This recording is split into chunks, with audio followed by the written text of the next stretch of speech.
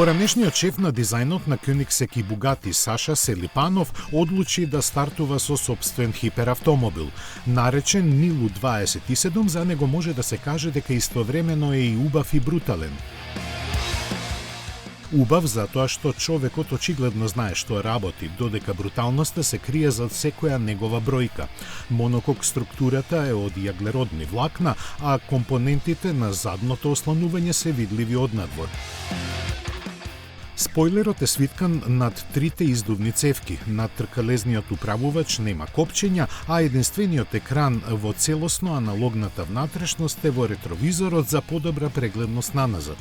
Го задвижува 6,5-литарски V12 мотор со 1070 коњски сили. Брзината му е лимитирана на 400 км на час, а забрзувањето, како што наведуваат од компанијата, зависи од возачот.